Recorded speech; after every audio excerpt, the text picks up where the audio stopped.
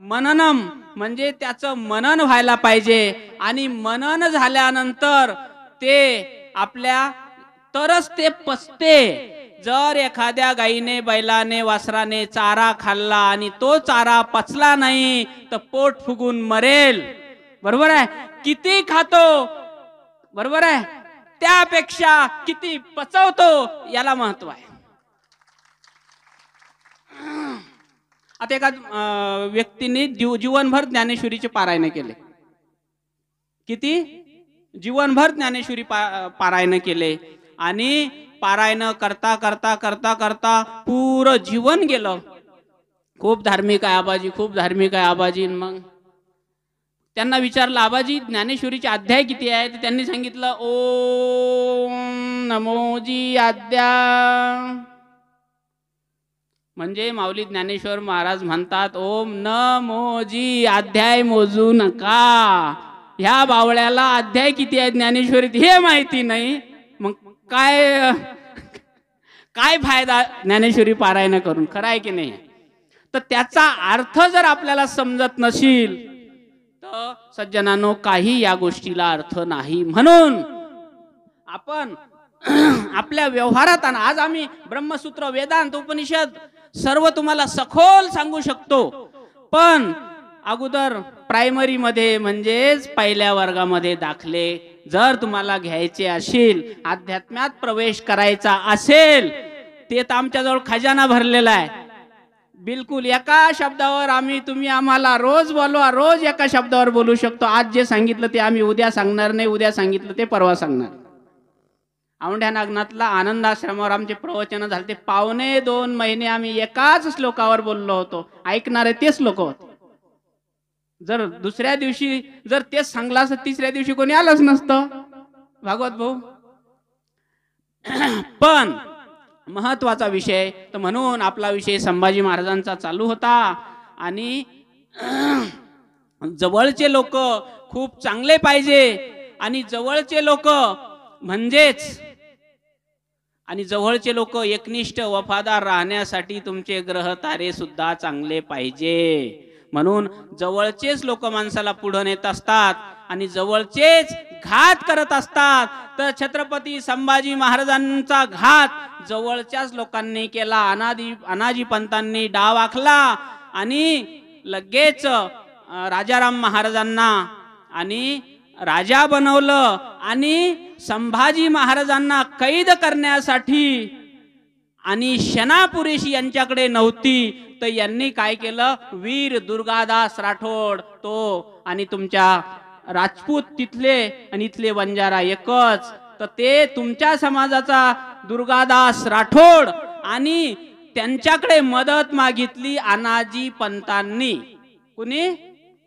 अनाजी पंतांनी. मग त्यांनी विचार केला का नाही, लाखाचा आणि रक्षण करता आणि जी महाराष्ट्रातली जी आणि मंडळी आहे, जी देवासारखी ज्या रयतेचा राजा म्हणून छत्रपती शिवाजी महाराजांची ख्याती आहे, अशा राजावर अन्याय होता कामा नये. फितुरीला बळी न पडता आणि वीर दुर्गादास राठोड यांनी आणि त्यांना होकार दिला आणि चुपचाप पत्र घेऊन संभाजी महाराजांना भेटायला आले आणि संभाजी महाराजांना सांगितलं औरंगजेब तुमचा दुश्मन नाही, जवळच्यांना सांभाळा. बरोबर आहे. आणि जवळच्यावर लक्ष द्या. आणि त्यावेळेस वीर दुर्गादास राठोडांनी छत्रपती संभाजी महाराजांना मदत केली. आणि ज्या वेळेस अशा कित्येक घटना आहे का आग्रेतून ज्या वेळेस शिवाजी महाराज निघाले त्यावेळेस अजून एक प्रसंग असा आहे, ज्या वेळेस पुण्याचा जो लाल महल आहे आणि लाल महलामध्ये घुसून शाहिस्ते खानाला जेरीस आणलं होतं, त्या टायमाला 100 तुमची समाजाची मंडळी होती आणि 200-300 बैल त्याच्या शिंगाला बांधले. काय काय म्हणतात ते?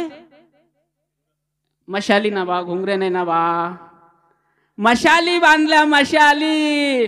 आणि औरंगजेबाचे शाहिस्ते खानाची सर्व सेना पळायला लागली. का? इकडं आहे, इधर शिवा गया, इधर शिवा गया, इधर सेना दिख रही, उधर सेना दिख रही. आणि शिवाजी महाराज बराबर किल्ल्यावर पोहोचले. तर सांगायचं तात्पर्य, इतिहास साक्षी आहे आणि इतिहासात तुमच्या समाजाचं नाव आहे. हे कसं रोशन होईल याचा विचार करा. बरोबर आहे. आणि स्वतःला काही असं कमी समजू नका. बरोबर आहे.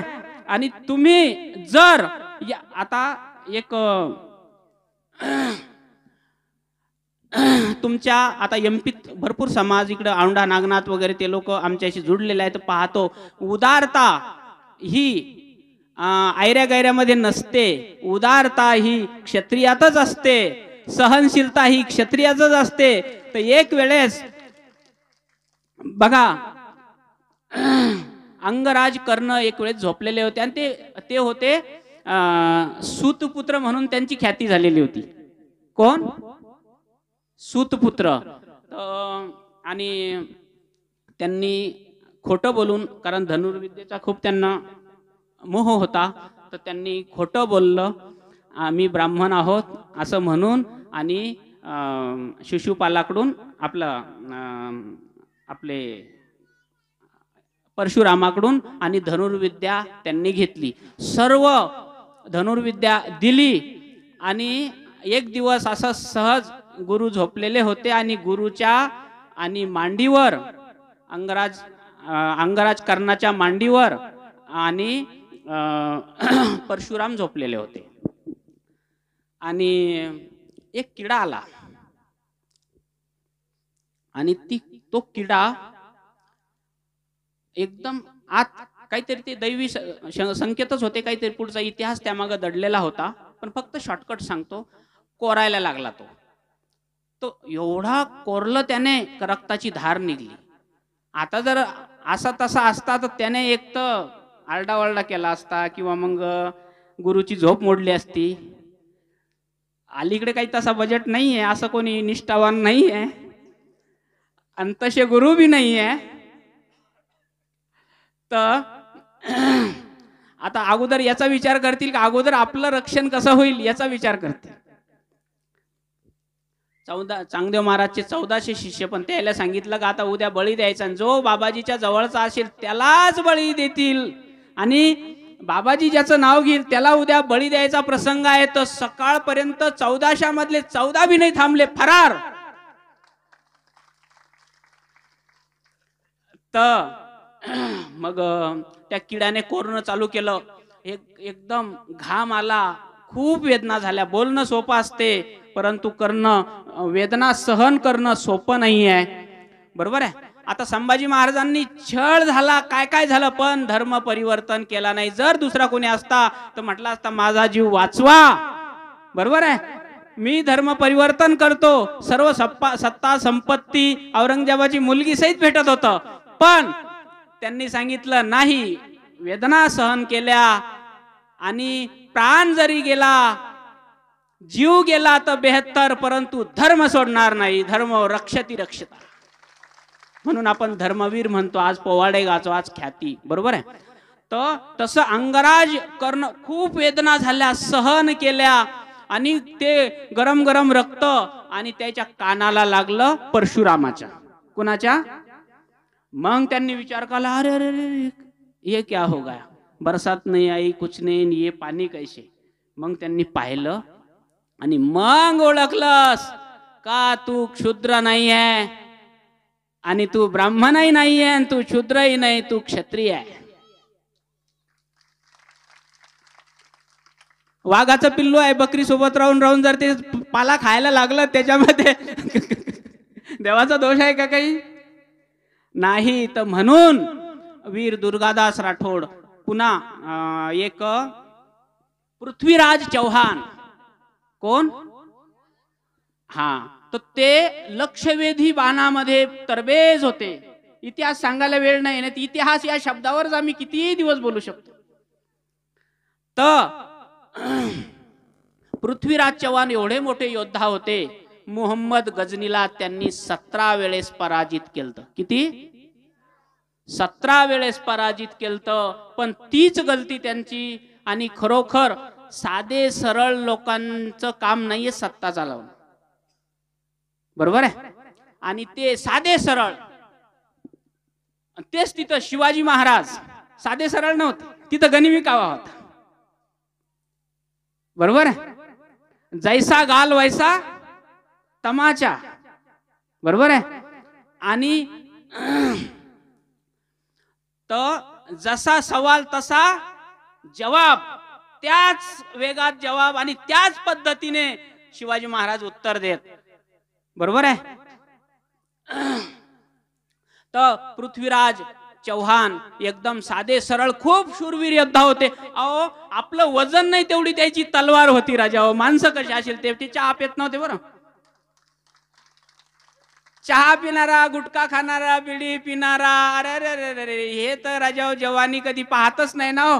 डायरेक्ट प्रमोशन, बालपण आणि वृद्ध डायरेक्ट प्रमोशन. युवा अवस्था हे लोक पाहत नाही. आता म्हातारे चहा प्यायला लागले, आता जाऊ त्याचे राहिलंय काय म्हणा, पण जवानांनी जरा विचार करावा.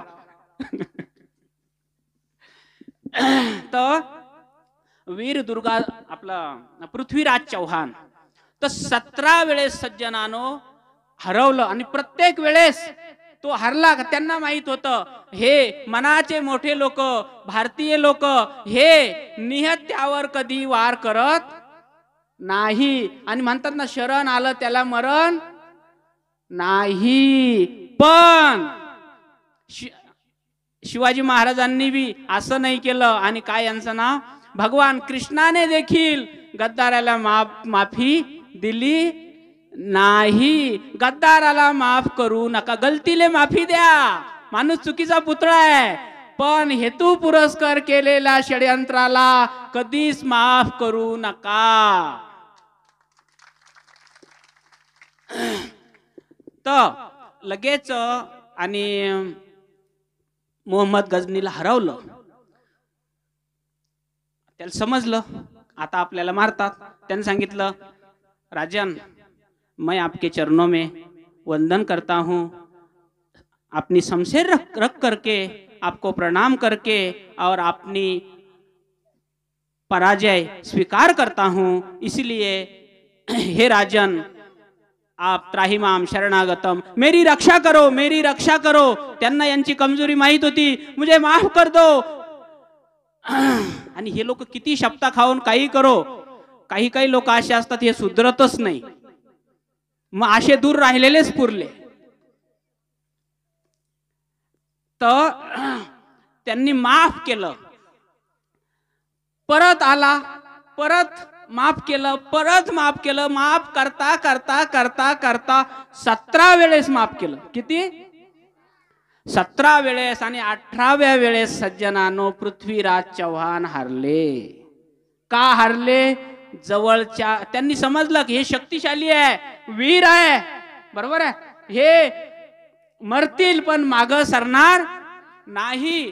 तर त्यांनी काय केलं, मग जवळच्याच गद्दार लोकांना, जयचंदा सारख्या गद्दार लोकांना, फितूर लोकांना आणि लालच दिलं. आणि मग पृथ्वीराज चौहानांना घेरलं. आणि त्याच्यानंतर ज्या वेळेस त्यांना बंदीखान्यात टाकलं तर त्यांचा वजीर होता, म्हणजे मंत्री, आता प्रधानमंत्री म्हणतो. राजा म्हणजे राष्ट्रपती आणि मंत्री म्हणजे प्रधानमंत्री, बरोबर आहे. तर त्याने विचार केला, ते मंत्री फार हुशार होते, त्याने विचार केला का याचा आपल्याला बदला घ्यायचा आहे. याला 17 वेळेस. मग त्याला विचारलं पृथ्वीराज चौहानला, क्यों बोले आपकी आखिरी ख्वाहिश क्या है? काय विचारलं? आखिरी ख्वाहिश क्या है? तो बोले मैंने जैसे आपको 17 बार माफ की वैसे एक बार मुझे माफ कर दो. बोले ना ना ना ना, हम ऐसा नहीं कर सकते. जो गलती तुमने की वो गलती हम नहीं कर सकते. मग सांगा, मग त्याच दिवशी ठेसला असता तर पुरला असता की नाही? तर आणि फाशीची सजा सुनावली. पण सांगितलं त्याच्या सोबतचा जो मंत्री होता त्यांना माहित होतं का हे धनुर्विद्येत निष्णात आहे तर एकदम ते रागाने पाहायला लागले. अरे म्हणत तू काय मारतोस, तू मारशील तरी परंतु तुझी जनता तुझा सत्कार करणार नाही. आणि हेच म्हणतील का आमचा राजा पळकुटा आहे, याने फितुरी देऊन आणि गद्दारी करून आणि पृथ्वीराज चव्हाणला पकडलं, मारलं, हत्या केली. तुझा स्वाभिमान होणार नाही. बोले साला बहुत आंखें दिखा रहा है, निकाल दो आंखें. मग डोळे फोडले राजाओ. काय केलं? डोळे फोडले. बघा, डोळे फोडल्यावर देखील त्यांच्या मनामध्ये एकच भाव होता का या धरतीचं रक्षण करायचं म्हणजे करायचं. डोळे गेले, सत्ता गेली, सैनिक सेना गेली, चालतीचा जमाना असते सज्जनानो, चालती गेली. कर्जात डुबल्यावर पहा किती सोयरे कामात येतात. काय निवडणूक हारल्यावर किती लोक तुमच्या घरी भेटायला येतात, आणि कर्ज झाल्यावर किती सोयरे तुम्हाला मदत करतात. हे पहा, पैशावाल्याला पैसे भेटतात सज्जनानो, गरीबाला भेटत नाही. हे दुर्दैव आहे. हे नाते गोते असतात ना, हे काहीच नसतात बरं, हे ड्रामा आहे सर्व. हो, आता जर एखाद्या मुलाला समजा तुम्ही आता तुमच्याकडे 5 एकर जमीन आणि दुसऱ्यालाच देऊन टाका आमच्या सारख्याला, आणि पोराला तुमच्या देऊच नका, तुम्हाला खाऊच नाही घालत तुमचा पोर. तुम्ही जन्म दिला, लहानचं मोठं केलं, याचा काही विचार केला जाणार नाही. तुमने हमारे लिए क्या किए, क्या आता काय सांगा काय केलं. तर म्हणून नाते गोते सज्जनानो स्वार्थापोटी, म्हणून स्वार्थ जिथं संपते तिथून जे नाते सुरुवात होतात ते नातेच खरे नाते आहे. ते नाते महान आहे. तेच नातं हजारो नात्यावर एकच नातं भारी असते ज्यामध्ये स्वार्थ नसते. तर मग डोळे फोडले पृथ्वीराज चव्हाणांचे आणि मग विचारलं, क्यों बोले, अब पूछो तुम्हारे राजा को क्या ख्वाहिश है तुम्हारी. तर त्यांनी सांगितलं कि देखो हमारे और राजे साहब की एक ख्वाहिश है, एक पंछी, सामने चौराहे पे एक पंछी रख दो और उनको मरते मरते वो मारना चाहते. क्या? मरते मरते एक बार, क्योंकि धनुर्विद्या निष्णात है, धनुर्विद है, और एक बार वो निशाना लगा के मरना चाहते हैं. अरे बोले आंखें फूटी हुई है, क्या निशाना लगाएंगा. अब बोले हुजूर एक बार हमारे महाराज की इच्छा है, हुजूर एक बार उतनी पूरी कर दो, मरने के पहले, बाद में आप फांसी दो, कोई दिक्कत वाली बात नहीं. ठीक है बोले लाओ. मग ते त्याच्या पायामध्ये साखळ्या बांधल्या, हातामध्ये साखळी बांधली, त्यांना तिथं बोलवलं. कुठं? राज दरबारात चौकावर बोलवलं. आणि त्यांनी सांगितलं, मंत्री फार हुशार, कानात सांगितलं. काय सांगितलं माहित आहे?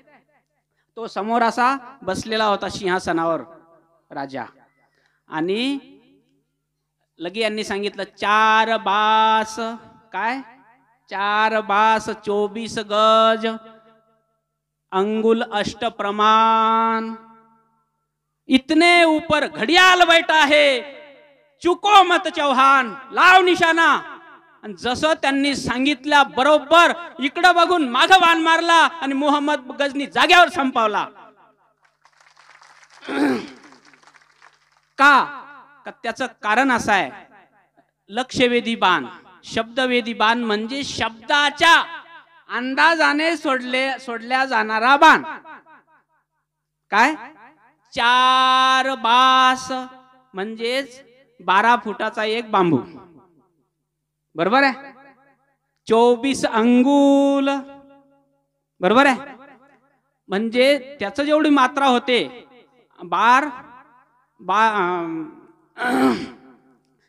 4 बास म्हणजे 12 चौक 48 फूट, किती? हा. आणि मग अंगुल 8 प्रमाण, तापर घडियाल बैठा है. हा मगरमच्छ, घडियाल म्हणजे काय? हा मगरमच्छ हा इथं बसलेला आहे. मतचू को चौहान, लगेच मारला बाण आणि उडवला. आणि धरतीचं सज्जनानो रक्षा केली, रक्षण केलं. म्हणून एकच सांगणं आहे का तुम्ही शूरवीर आहात, तुम्ही मेहनती आहात, कष्टाळू आहात. आणि आता फक्त मार्गदर्शनाचा अभाव असते, तर त्या हिशोबाने पद्धतशीररित्या अध्यात्म कसं करायचं, भगवंताची भक्ती कशी करायची, एकदम शानदार पद्धतीने. तुम्ही माळा जप नाही केला तर चालेल, बरोबर आहे, अनुष्ठान नाही केलं तर चालेल, फक्त तुमच्या व्यवहारामध्ये बदल करा. आणि व्यवहार जर आपला बदलला, बरोबर आहे, बघा मंदिरात जाणं ते तर आवश्यक आहे, आपला धर्म आहे, आपलं कर्तव्य आहे, परंतु त्यासोबत आपल्या परिवारामध्ये एकमेकासोबत कसं वागायचं. आता एखादा व्यक्ती समजा आई वडिलाला जेव घालत नशील आणि किती दिंड्या करत असेल, त्याची दिंडी पावन होणार. माऊली ज्ञानेश्वर महाराज म्हणतात, माता पिता सकळ तीर्थाची ये धुरे, जे का माता पितरे. काय सकळ तीर्थाची ये धुरे. आता सर्व तीर्थ.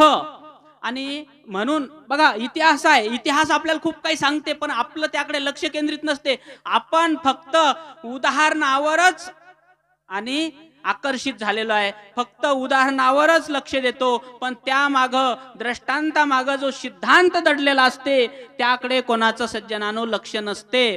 तर पृथ्वी प्रदक्षिणा करायचा ज्यावेळेस विषय निघाला, तर सर्व देवी देवता फिरायला लागले आणि प्रदक्षिणा करायला लागले. मग गणपतीने विचार केला का आता हे कधी जातील कधी येतील, त्याच्यापेक्षा एकच काम करू. महादेव पार्वती बसेल होते, त्यांनाच एक प्रदक्षिणा केली आणि सर्व पृथ्वी प्रदक्षिणेचं सज्जनानो त्यांना पुण्य मिळालं. आणि म्हणून गणपतीचं सर्व देवाच्या अगोदर आपण पूजन करतो. ओम श्री गणेशाय नमः. माऊली ज्ञानेश्वर महाराज सुद्धा म्हणतात, ओम नमोजी आद्या वेद प्रतिपाद्या, जय जय स्वसंवेद्या आत्मरूपा, देवा तूची गणेशू सकलार्थमती प्रकाशू, मने निवृत्तीदासू अवधारी जोजी. हे शब्द ब्रह्म अशेष तेची मूर्ती सुवेश, तेथ वर्ण वपू निर्दोष मिरवत असे. आकार चरण युगुल, उकार उदर विशाल, मकार महामंडल मस्तकाकारे. तो माऊली ज्ञानेश्वर महाराजांनी गणपतीचं असं वर्णन केलेलं आहे, जगात शंकराचार्यापेक्षाही जबरदस्त जर कोणी विवेचन केलेलं असेल, वर्णन केलेलं असेल गणपतीचं, ते माऊली ज्ञानेश्वर महाराज. आकार चरण युगुल म्हटलेलं आहे. काय ओम आहे ना, ओम शब्द कसा बनला पहा. प्रत्येक मंत्राच्या अगोदर ओम असते. काय ओम श्री गणेशाय नमः, ओम नमो भगवते वासुदेवाय, ओम त्र्यंबकम यजामहे, ओम भूर्भुवः स्वः, ओम जे काय असेल नसेल ओम. तर ओम अ म्हणजे आकार चरण युगुल, उकार उदर विशाल. गणपतीचे चरण म्हणजे आकार आहे. आकार म्हणजे पृथ्वी लोक आहे. काय उकार उदर विशाल, उकार म्हटल्यानंतर स्वर्ग आहे. मकार महामंडल मस्तकाकारे. आणि जे म आहे तर ते ब्रह्मा विष्णू महेश लोक आहे. आणि त्याच्या पलीकडे जे निर्गुण निराकार ब्रह्म आहे, सर्व देवी देवता जिथून प्रकाशित होतात. आता खोल विषय निघला तर सांगू का? सांगूनच टाकतो. आकार उकार मकार म्हणजे ओम झालं, आणि बिंदी संयुक्त म्हणजे असा आकार झाला, बरोबर आहे. ओम माहित आहे कसा आहे. आणि मग ते वर बिंदी आहे. बिंदी काय आहे? बिंदी असं आहे ना, हे याला संयुक्त म्हणतात. म्हणजे महादेवाची, म्हणजे हे असं म्हणजे महादेव, बरोबर आहे. लिंग पहा तुम्ही कसं असते, असं असते, बरोबर आहे. हे असं म्हणजे महादेव, आणि त्याच्यावर बिंदी आहे. बिंदी, ती बिंदी म्हणजेच परमेश्वर. आणि मग तुम्ही आम्ही सर्व, कोणी समाजात भांडते, कोणी कशात भांडते, कोणी लहान मोठ्यात भांडते, आमच्यासारखे बी भांडतात. हा विष्णूचा भक्त, आम्ही म्हणतो आम्हाला रुद्राक्षाची माळा आम्ही देतो, तुळशीची देतो, अजून कोणती जगात माळा असेल आणि मंत्र. आम्ही विचारतो भाऊ तुला महादेव पाहिजे का पांडुरंग पाहिजे? तो म्हणते पांडुरंग गोपाल कृष्ण घ्या आणि तुळशीची देतो. बरोबर. आणि सांगायचं तात्पर्य, एकदा काय झालं, आणि 10-12 महिला मंडळी एकत्रित कुठंतरी फंक्शन मध्ये मिळाल्या. टाइम झाला का आहे हो. मग फंक्शन मध्ये एक प्रोग्राम मध्ये एकत्रित झाल्या आणि ती लगी, आता बाया म्हणजे लयच म्हणजे बऱ्याच बरं आहे ते. आता मी तुला सांगते बाई, कोणाला सांगू नको, मी तुला सांगते बाई, कोणाला म्हणू नको, साऱ्या एरियाला सांगून बमलून मोकळी होते.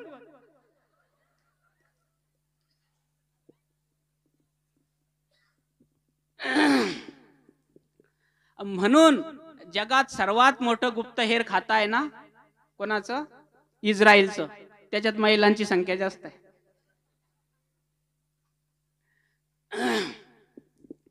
तर काय चालू होता आपला विषय?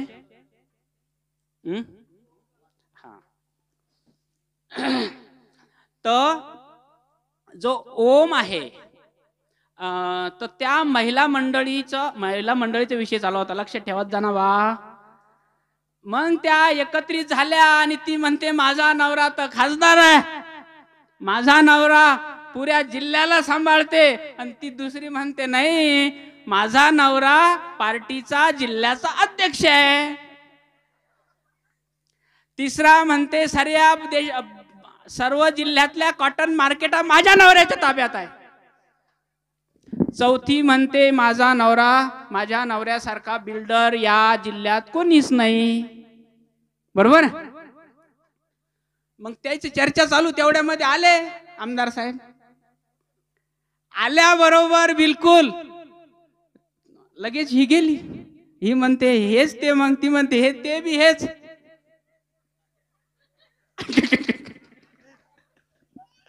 ती म्हणते हा तर माझा नवरा, ती म्हणते नाही हा तर माझा आहे.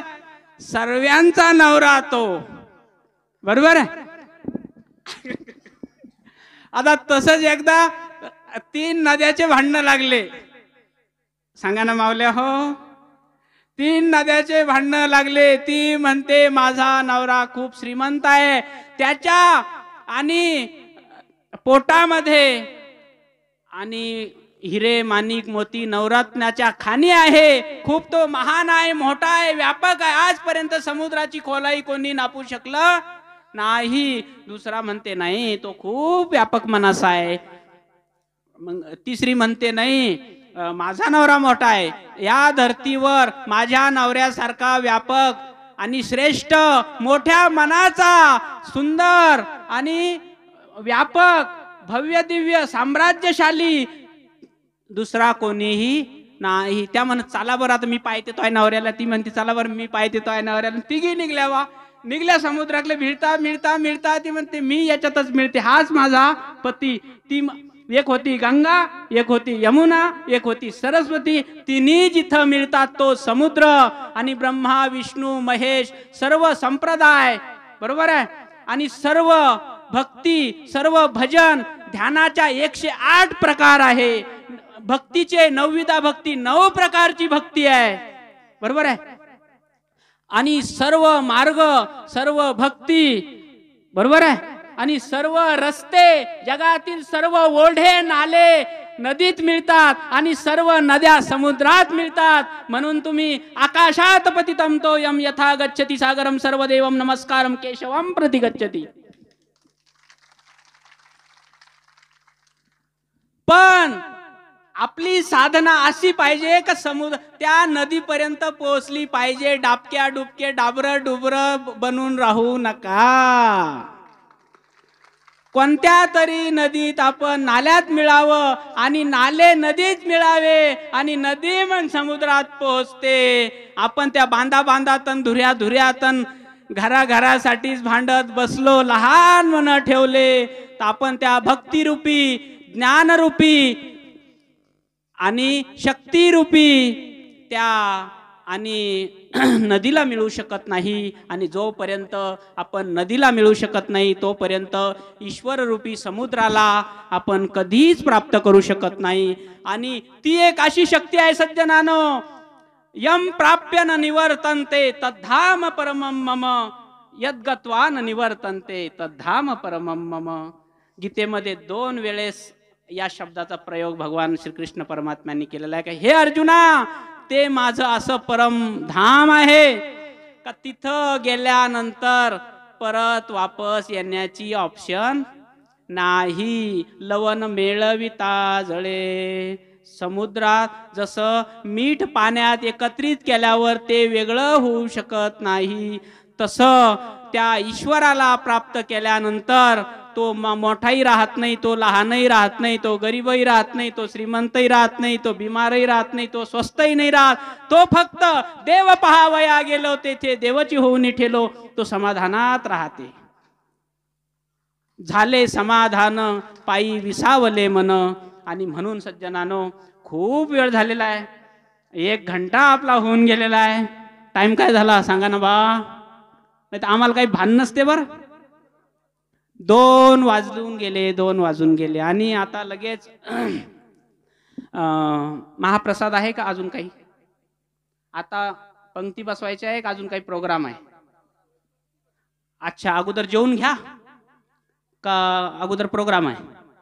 ठीक आहे, तर मग आता कोणीही उठू नका आणि लगेच आपल्या या मतदारसंघातील आणि नेता मंडळी वगैरे येणार आहे, त्याचं स्वागत सत्कार वगैरे कार्यक्रम आहे आणि आम्ही निघतो. सर्वांना जाहीर ओम नमो नारायण.